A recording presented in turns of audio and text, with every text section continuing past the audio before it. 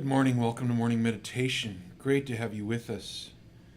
Beautiful day here on the river. Hope you are well. We come today to the feast of Saint John the 23rd. And actually, I woke up this morning and I saw it and was thinking that John the 24th was the one who instituted the Second Vatican Council. No, it was John the 23rd. So anyway, that's our guy for today. Give a little bit about his life here. This is just from Wikipedia. He was born Angelo Giuseppe Roncalli. So Angel Joseph Roncalli. And was head of the Catholic. So he was born November 25th, 1881.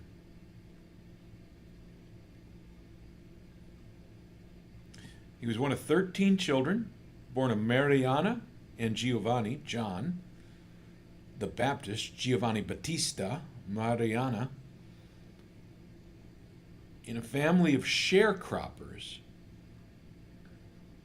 And so, right, this is a sort of a rags to riches story, right? You're from a family of sharecroppers in the late 19th century in Lombardy. Ordained to the priest in 1904. And so he was a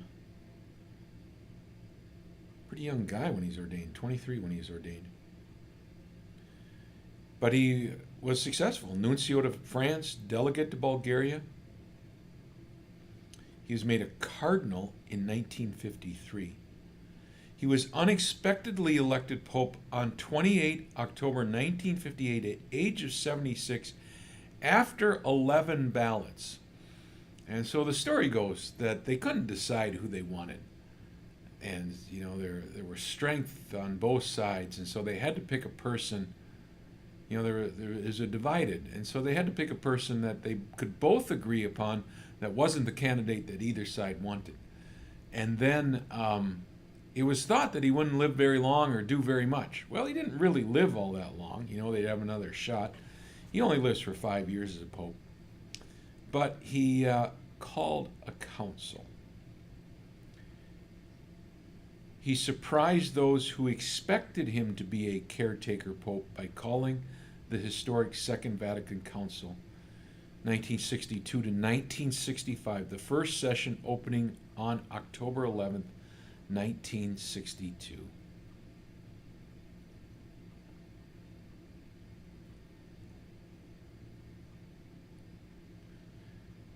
He made many passionate speeches during his time as pope.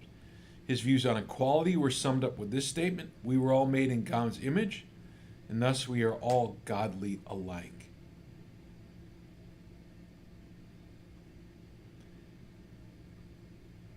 He's still involved in local politics, and he was concerned. He increased the role of the cardinals, so he named the first cardinals in the church. This is amazing. This is in doesn't say what year it is, but between 58 and 63. The first cardinals from Africa, Japan, and the Philippines were named so all of Africa. At least in the modern era, right? Augustine was. Now, I don't know if he was a cardinal. That's an interesting thing. He promoted ecumenical movements and cooperation with other Christian faiths. In doctrinal matters, he was a traditionalist. But he didn't want to base the tradition simply on old formulas. This was one of the things that was at the heart of Vatican II. You go back to the sources. And so you go back to the Bible. And you go back to the early church documents. Go back to the sources. And so instead of, you'd read a text that was written in the 18th century or 17th century or something that summarized Catholic theology. But no, he's like, I'm not against the Catholic theology, but I want to go back and talk about it as if from the beginning, to rediscover it, Kind of a cool thing. Did not live to see the Vatican Council to completion. He was opened. His cause was opened by Paul VI, who declared him a servant of God. Doesn't say when that happened. On July 5th, 2013, Pope Francis, bypassing the traditionally required second miracle, declared John 23rd a saint based on his virtuous model lifestyle and because of the good which came from his opening of the Second Vatican Council. He was canonized alongside Pope John Paul II on April 27, 2014. He is today affectionately known as the Good Pope. In Italian, Il Papa Buono. I'm sure my pronunciation is poor, but Il Papa Buono. But I'll say it again, just because. We're going to do a few John the 23rd quotes.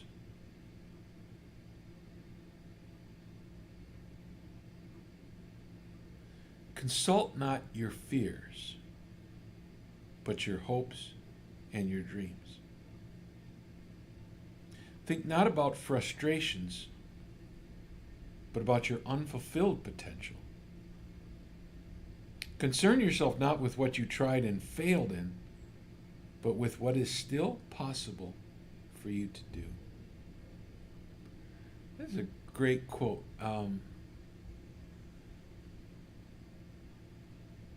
As you meet older people and as I get older myself, sometimes it can be easy to dwell in what went wrong,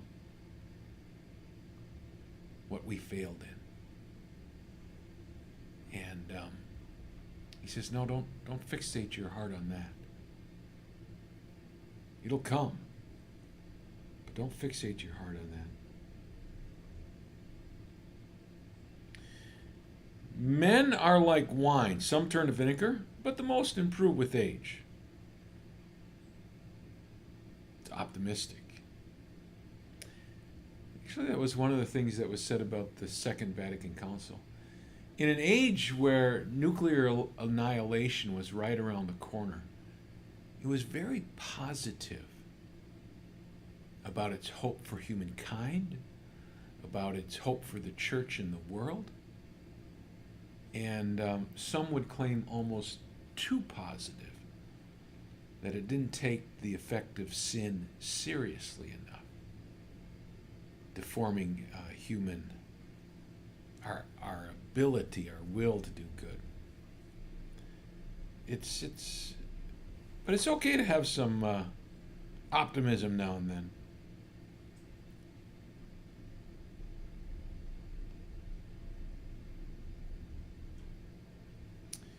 The true and solid peace of nation consists not in equality of arms, but in mutual trust alone.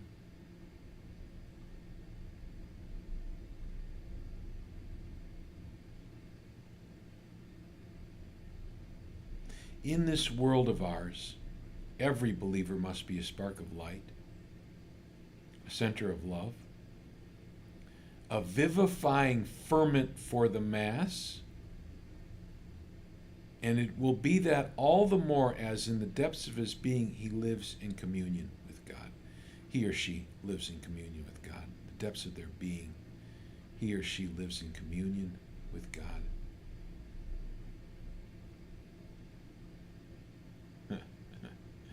Italians come to ruin most generally in three ways: women, gambling, and farming. My family chose the slowest one. Remember, he was a sharecropper.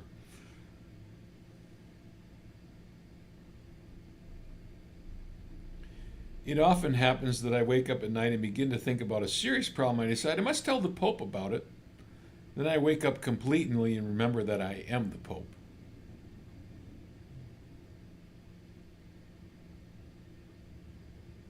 The feelings of my smallness and my nothingness always kept me good company.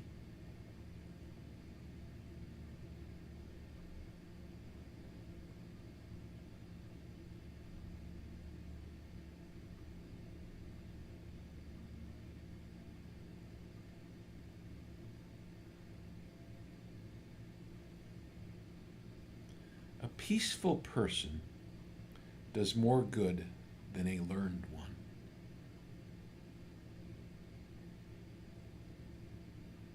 Born poor, but of honored and humble people, I am particularly proud to die poor.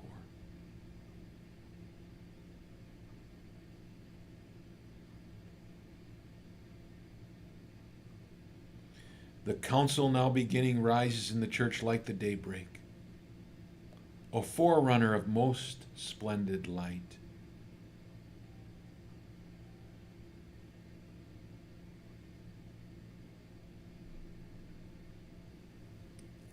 I must consider myself a person of the cross and love the one that God gives me without thinking any further.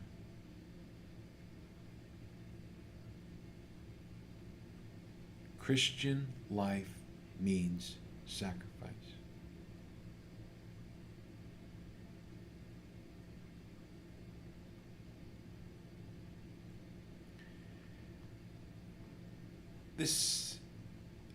I've been talking to my homilies the last couple times that, the Vatican II Council, this is what the guy from that did our Arrowwood conference this past week, and I think there's something to this, that the Second Vatican Council was a pastoral council in that it was concerned about how the church cares for other people and relates with other people. And so, this quote, Christ's church is above all the spiritual temple where every Christian know they have their place. They know they have it, and they are aware of their duty to keep it with honor, dignity, and grace. Honor, dignity, and grace. Every person knows they have a place in the church. And so this is a council that has a document on the laity. On people who aren't priests. In some ways, this can be, perhaps is taken as a way to lower priests, and in some ways that probably was a good thing. But to also place the proper value on the laity. Each person with their value, their gifts in the church. Anybody can be pope. The proof is this is that I have become one.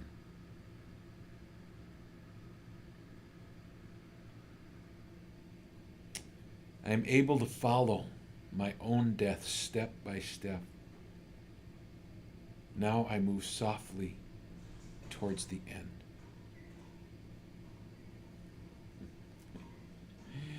Here I am at the end of the road and at the top of the heap.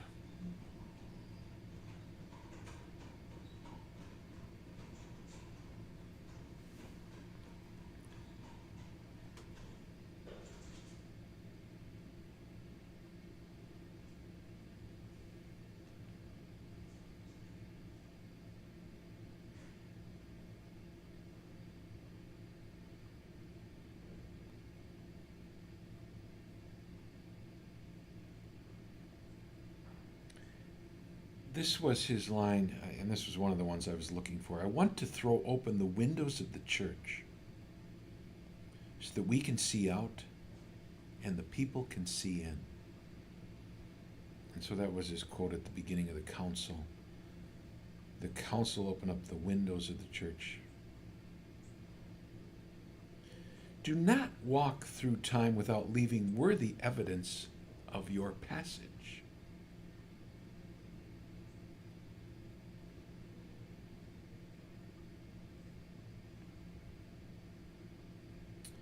Prayer is the raising of the mind to God.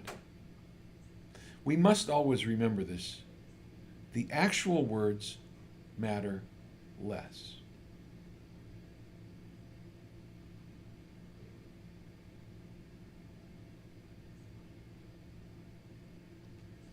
And in this year of Eucharistic revival, to keep me from sin and straying from Him, God has used devotion to the Sacred Heart of Jesus in the Blessed Sacrament. My life vows destined to be spent in the light irradiating from the tabernacle. And it is to the heart of Jesus that I dare go for the solution of all my problems.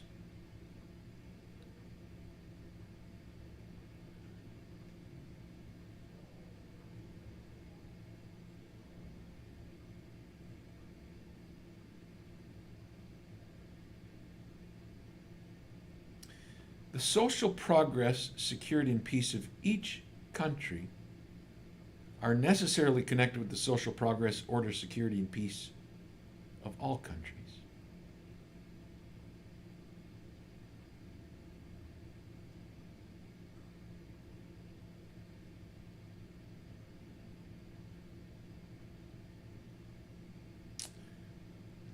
The solidarity which binds all men and women together as members of a common family make it impossible for wealthy nations to look with indifference upon the hunger, misery, and poverty of other nations whose citizens are unable to enjoy even elementary human rights. The nations of the world are becoming more and more dependent on one another. It will not be possible to preserve a lasting peace so long as glaring economic and social injustice, social imbalances persist.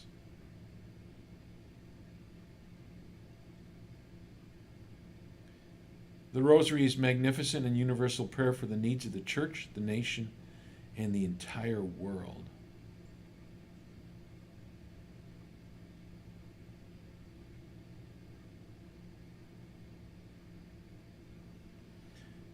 O Jesus, in the Blessed Sacrament, I would like to be filled with love for you.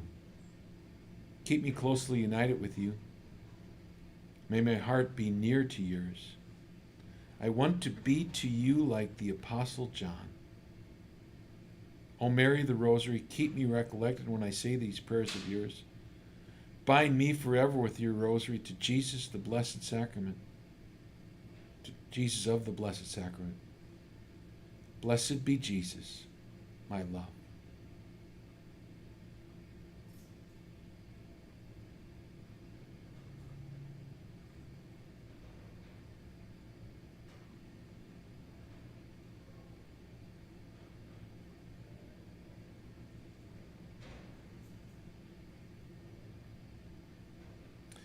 Well,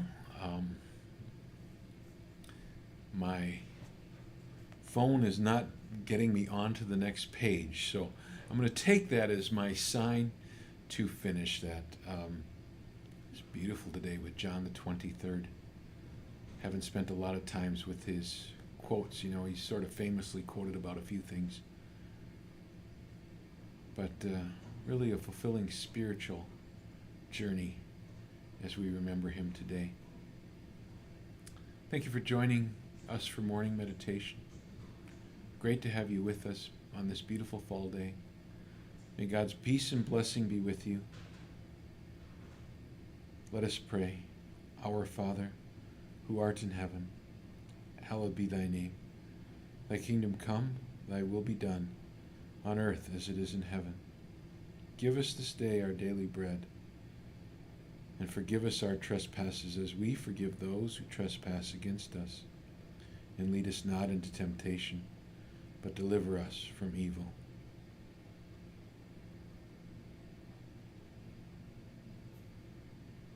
Thank you for joining us. God bless. Peace be with you.